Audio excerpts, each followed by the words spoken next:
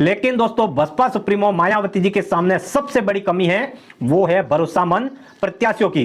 क्योंकि 2000 में बसपा 5 सीटों पर जीती थी, लेकिन हुआ क्या, सारे के सारे विधायक आरजेडी में चले गए। फिर फरवरी 2005 में बसपा 4 सीटों पर जीती थी और सारे के सारे विधायक जेडीयू में चले गए। और 2020 में चैनपुर से जमा खान जीते थे, लेकिन वो भी जेडीयू में चले गए और आजकल नीतीश कुमार की कैबिनेट में वो मंत्री हैं। दोस्तों बिहार दलित भले ही 16% से ज्यादा है, लेकिन बटे हुए हैं। दोस्तों बसपा सुप्रीमो मायावती जी का मकसद सिर्फ चुनाव लड़ना या विधायक जिता लेना नहीं है। दरअसल बिहार चुनाव आकाश आनंद की पहली परीक्षा के तौर पर देखा जा रहा है और यहीं पर दोस्तों आकाश आनंद का भविष्य भी तय होने वाला है। हेलो दोस्तों, नमस्कार, मैं विक्रम कुमार और आप देख रहे हैं जय भीम लाइव। दोस्तों एक बार फिर से मैं आप सभी दर्शकों का तहे दिल से धन्यवाद करता हूं, आभार करता हूं, क्योंकि दोस्तों आप सभी दर्शक हमारे जय भीम लाइव चैनल को बड़ी चाव से पसंद करते हैं। तो दोस्तों आज हम बात करेंगे बसपा सुप्रीमो मायावती जी को लेकर कि कैसे बीएसपी सुप्रीमो मायावती जी की माया ने बिहार की राजनीतिक सियासत में एक जाल बिछा दी है। और दोस्तों मायावती जी के इस जाल में बड़े बड़े मगरमच्छ यानी कि बड़े बड़े विपक्षी नेता घबरा रहे हैं कि कहीं इस जाल में हम फंस ना जाए। तो दोस्तों 2007 में एक नारा चल रहा था, हाथी नहीं गणेश है, ब्रह्मा विष्णु महेश है। 2007 से 2012 तक दोस्तों उत्तर प्रदेश में यह नारा हर गली हर मोहल्ले में गूंजता था, क्योंकि दोस्तों बसपा सुप्रीमो उस वक्त मुख्यमंत्री थी और पूर्ण बहुमत की सरकार थी उत्तर प्रदेश में। लेकिन दोस्तों 2012 के बाद बहुजन समाज पार्टी का ग्राफ उत्तर प्रदेश में गिरता चला गया। लेकिन दोस्तों एक बार फिर से बीएसपी चीफ मायावती जी ने अपने हाथी को मजबूत बना लिया है और अब बिहार में ले जाने का पूरा मन बना लिया है।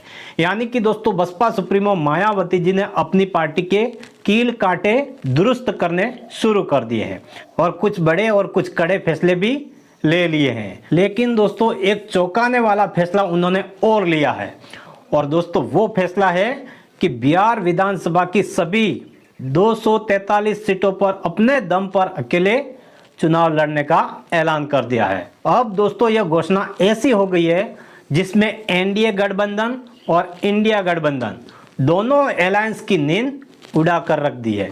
दोस्तों आपको बता दूं कि बसपा के लिए मिशन बिहार क्यों जरूरी है। बसपा के बिहार चुनाव लड़ने से किसका समीकरण गड़बड़ाएगा। दोस्तों बिहार चुनाव का नतीजा चीफ कोऑर्डिनेटर बनाए गए आकाश आनंद के कैरियर पर क्या असर डालेगा। दोस्तों वैसे तो बसपा का main battle ground Uttar Pradesh है, लेकिन बीते कुछ सालों से मायावती जी यहां पर लगातार कमजोर हुई है। जिस उत्तर प्रदेश की बदौलत बसपा को पूरे देश में पहचान मिली थी, आज वहां उसके पास कोई लोकसभा सदस्य नहीं है, कोई विधान परिषद सदस्य नहीं है और विधानसभा में भी एक विधायक। और दोस्तों इधर मायावती जी का कोर वोटर भी उनसे चिटकता जा रहा है। कभी दोस्तों 22% वोट हासिल करने वाली बीएसपी आज सिर्फ 9% पर आ गई है। मगर दोस्तों अब मायावती जी बहुजन समाज पार्टी को लेकर फिर से मजबूती के साथ खड़ा करने की पूरी कोशिश में जुट गई है और उसके लिए उन्होंने चुना है दोस्तों बिहार। दोस्तों बिहार की सीमाएं उत्तर प्रदेश से सटी हुई है और सीमावर्ती जिलों में बसपा का मजबूत कैडर भी है। बिहार में दलित 16% के लगभग है, इसमें जाटव करीब 4.50% है, यानी कि 4.5%। बसपा की इस वोट बैंक पर मजबूत पकड़ भी है। दोस्तों आपको बता दूं कि बसपा के 2000 साल में 5 विधायक जीतकर विधानसभा पहुंचे थे और 2020 में भी बसपा के मोहम्मद जमा खान चैनपुर से जीत करके विधानसभा पहुंचे थे। दोस्तों बसपा को लोकसभा 2024 में बिहार में करीब 74,000 वोट मिले थे, यानी कि दोस्तों 1.75% बना था। लेकिन दोस्तों फिलहाल बसपा सुप्रीमो मायावती जी को लगता है अगर अच्छे से मेहनत कर ली जाए तो बसपा बिहार में कम से कम 10 से 15 विधायक तो जिता ही सकती है। दोस्तों बिहार में 5 लोकसभा सीट तो ऐसी है जहां बसपा की जीत निश्चित है। दरअसल मायावती जी बिहार में पीडीए की पिच पर चुनाव लड़ने की तैयारी कर रही है, क्योंकि दोस्तों बसपा ने बिहार का प्रदेश प्रभारी अनिल चौधरी को बनाया है, जो कुर्मी जाति से आते हैं। बिहार में करीब 3% कुर्मी है। इसके अलावा कोयरी और कुशवाहा को भी बसपा अपने साथ जोड़ रही है। हालांकि दोस्तों अभी तक बिहार में कुर्मी, कोयरी और कुशवाहा जेडीयू के वोटर माने जाते थे, लेकिन मायावती जी इस बार बिहार में बड़ी संख्या में कुर्मी प्रत्याशी उतारने की तैयारी में है। कुल मिलाकर के दोस्तों अगर देखें तो मायावती जी की नजर टोटल 30% वोट पर है। अब जरा जातिगत समीकरण भी जान लीजिए। बिहार में दोस्तों ओबीसी और ईबीसी करीब 52% है और महादलित और दलित एससी मिलाकर के 16% है। इसमें बहन जी की जाति जाटव समाज के लोग करीब 5% है और 17 के आसपास मुसलमान हैं। यानी कि दोस्तों 17% के लगभग मुसलमानों की संख्या है बिहार में। यानी कि दोस्तों जातीय समीकरण तो बसपा के साथ दिखाई दे रहा है, लेकिन दोस्तों बसपा सुप्रीमो मायावती जी के सामने सबसे बड़ी कमी है वो है भरोसामंद प्रत्याशियों की। क्योंकि 2000 में बसपा 5 सीटों पर जीती थी, लेकिन हुआ क्या, सारे के सारे विधायक आरजेडी में चले गए। फिर फरवरी 2005 में बसपा 4 सीटों पर जीती थी और सारे के सारे विधायक जेडीयू में चले गए।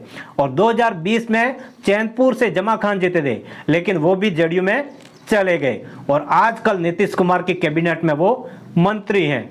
दोस्तों बिहार दलित भले ही 16% से ज्यादा है, लेकिन बटे हुए हैं। दुदास यानी कि पासवान समाज लोजपा के साथ हैं, मुसहर समाज जीतमराम मांझी के साथ हैं। सिर्फ 4% जाटव बसपा कोर वोटर हैं और बसपा सुप्रीमो मायावती की नजर सीधा उन्हीं पर है।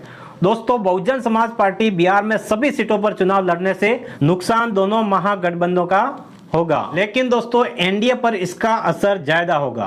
बसपा का आधार दलित वोटर ही है, जबकि एनडीए के 2 सहयोगी चिराग पासवान की लोजपा और पूर्व सीएम जीतमराम मांझी का बेंस है, जो दलित वोटर का ही है। पासवान वोटर जहां चिराग के साथ लंबन है, वहीं मुसहर सहित महादलित जीतमराम मांझी के कोर वोटर कहे जाते हैं। दोस्तों बिहार में बसपा के द्वारा मजबूती से लड़ने पर पासवान और महादलित वोटरों में यदि 1% भी सेंधमारी हुई तो सीधे तौर पर एनडीए का समीकरण बिल्कुल बिगड़ सकता है। खासकर दोस्तों उन सीटों पर जहां लोजपा की बजाय भाजपा और जेडीयू के प्रत्याशी चुनाव लड़ेंगे। बक्सर, कैमूर और रोहतास ये वो जिले हैं दोस्तों जहां बसपा सीधे सीधे एनडीए का नुकसान करेगी। दोस्तों बसपा सुप्रीमो मायावती जी का मकसद सिर्फ चुनाव लड़ना या विधायक जिता लेना नहीं है। दरअसल बिहार चुनाव आकाश आनंद की पहली परीक्षा के तौर पर देखा जा रहा है। अगर आकाश आनंद यहाँ संगठन को मजबूत कर लेते हैं, वोटर्स को बसपा से जोड़ लेते हैं, उनका प्रदर्शन अच्छा होता है, तो भी मायावती जी को इससे फायदा ही है, क्योंकि आगे उत्तर प्रदेश में वो इसका लाभ लेगी और आकाश आनंद को और आगे कर सकती है। तो दोस्तों कुल मिलाकर के मायावती जी बिहार चुनाव में बेहतर प्रदर्शन की उम्मीद कर रही है, क्योंकि पूरी जिम्मेदारी आकाश आनंद के कंधों पर ही है। इसलिए उनको बीएसपी चीफ मायावती जी को यह विश्वास दिलाना है कि वह एक बेहतर नेता बन सकते हैं। दोस्तों जानकारों का कहना है कि बिहार में बसपा जितना बेहतर प्रदर्शन करेगी, उतना ही भाजपा का नुकसान होने वाला है और यहीं पर दोस्तों आकाश आनंद का भविष्य भी तय होने वाला है। तो दोस्तों आज के लिए इतना ही। इस पूरी जानकारी के पीछे आपकी क्या राय है कमेंट में जरूर बताएं। वीडियो अच्छी लगी हो तो वीडियो को लाइक करें, अपने परिवार दोस्तों में आगे शेयर करें, चैनल को सब्सक्राइब करें। मिलते हैं नई वीडियो के साथ में, तब तक के लिए जय भीम, जय भारत, जय संविधान।